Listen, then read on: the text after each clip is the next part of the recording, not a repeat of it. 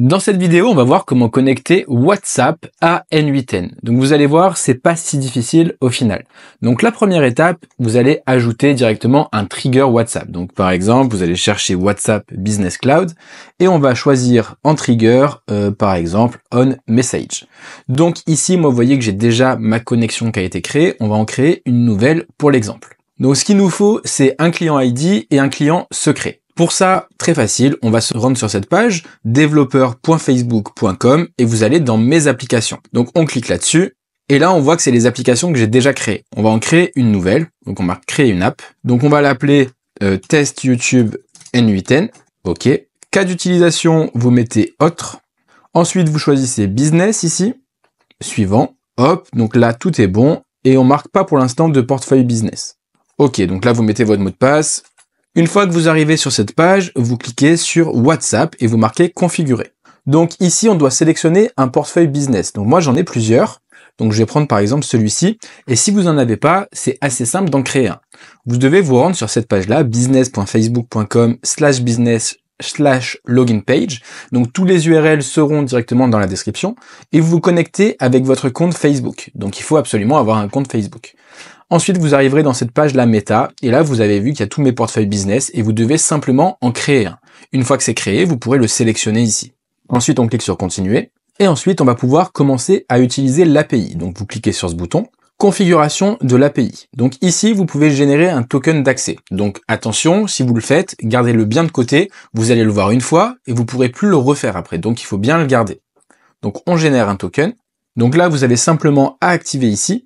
On met continuer, enregistrer, et j'ai compris. Donc là, le numéro de token d'accès, on va le copier et on va le mettre de côté. Ensuite, vous avez le numéro test qui va être utilisé par WhatsApp pour vous contacter. Ensuite, vous devez simplement rentrer votre numéro ici. Une fois que vous avez fait ça, vous avez déjà pas mal avancé. Ensuite, il faut aller dans paramètres de l'app général. Paramètres de l'app, vous avez l'identification de l'application et votre clé secrète. Ça, ce sont les deux informations dont on va avoir besoin pour connecter directement le WhatsApp ici. Donc là, on affiche, hop, là, on copie la clé secrète également.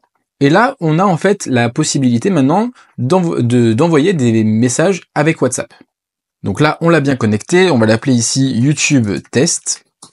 Une fois que vous avez fait ça, il va falloir configurer WhatsApp parce qu'on a deux façons de recevoir. Donc on a les triggers avec WhatsApp Trigger et après, on a également Send Message par exemple. Comme vous allez voir ici, il va falloir créer un new credential. Ça, c'est par rapport à votre access token. Donc, on va le créer ici. On va l'appeler YouTube Access Token Test. Et là, on va retourner sur ce qu'on avait tout à l'heure. Donc là, évidemment, vous allez prendre l'access token que vous avez copié précédemment. Et au niveau du Business Account ID, c'est celui-là. Vous pouvez retrouver tout ça dans configuration de l'API. Et comme vous voyez ici, vous avez bien le Business Account ID. Donc là, on le génère comme ça, et on met Save. Donc là, c'est bon, on est bien connecté.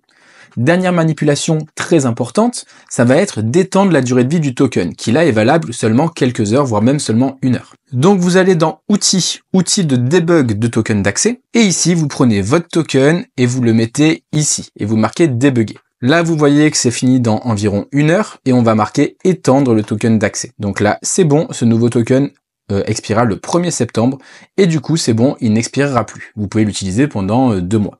Ensuite, on va faire un test pour voir si ça fonctionne bien. Donc vous allez ajouter WhatsApp avec Send Template.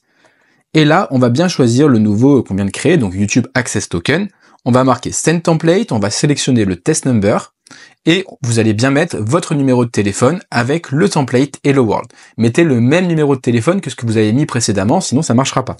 Et là, on voit qu'on vient de recevoir un message du bot N8N, Hello World, etc., etc. Donc ça veut dire que c'est bien configuré.